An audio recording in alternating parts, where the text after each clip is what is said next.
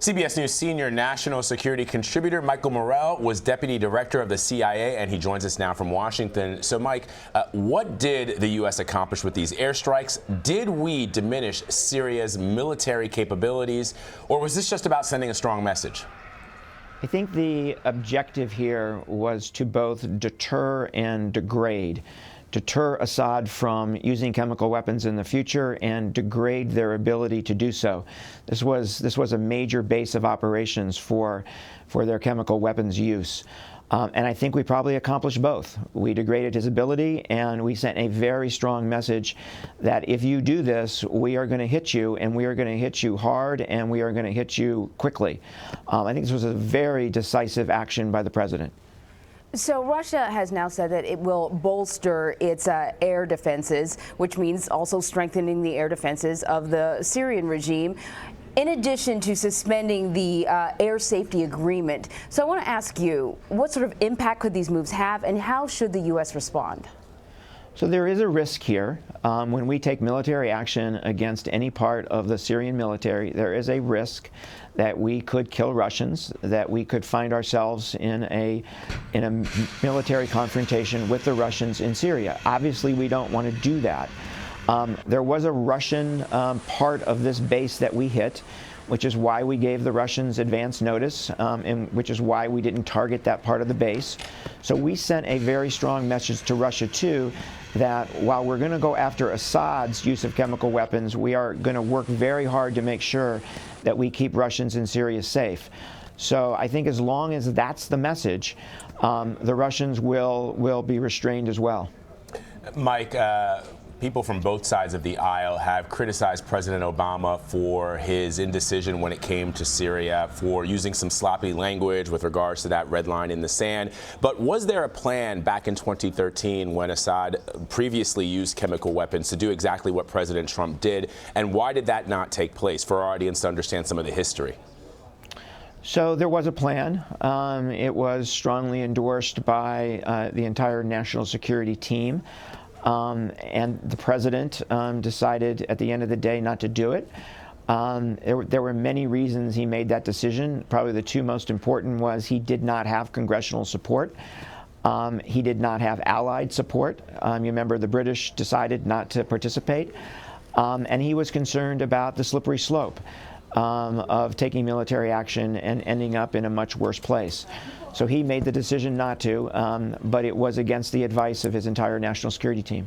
So then the question is, do we face those same issues now?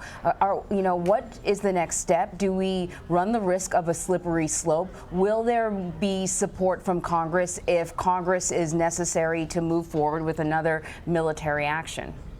So I've never bought the argument of a slippery slope because a decision to move down that slope rests in the hands of the President of the United States. And you can, if you're the President, you can stop at any point. And this may be it for this particular attack on Syria. It will be up to the President. But I've never bought the argument that the President somehow loses control. So then where do we go from here, Mike? I mean, that I think is the biggest issue. Of course, the U.S. is receiving a lot of praise from its allies, but what's the next move? Yeah, so that's the key question here. So this was an attack aimed at his chemical weapons use. You notice that this attack was limited. It was one airbase. It was one airbase associated with chemical weapons use. We did not go after his regime command and control. So I would bet that this morning Bashar al-Assad is assessing that what the United States is telling me is I can't use chemical weapons, but they're not coming after me. They're not telling me that I have to go. I think that we need to make that very clear to him. I think we need to use this as an opportunity to reinvigorate the process of putting pressure on him to come to the negotiating table so that we can have a new future in Syria without him.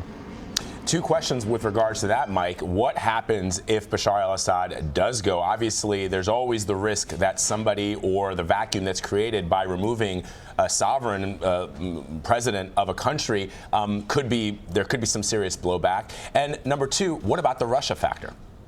So I think the first issue, right, is that we don't want to remove him militarily.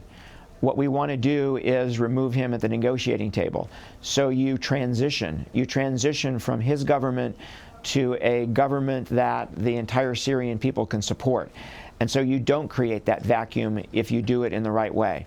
And you do that at the negotiating table. In terms of the Russians, when Secretary Tillerson goes to Moscow next week, he needs to make very clear to the Russians that they bear some of the responsibility here for what's happened in Syria. They bear some of the responsibility here for this chemical weapons attack, and they have to stop. And we need to start putting diplomatic pressure on them to be supportive of a negotiated settlement in Syria. Indeed. Well, it was Russia that was supposed to have brokered a deal in 2013 to remove all these chemical weapons from Syria. That obviously didn't happen. And Secretary Tillerson did say that he did criticize the Russians for exactly that last night. Right. Michael Morell, thank you so much for your insight. You're welcome.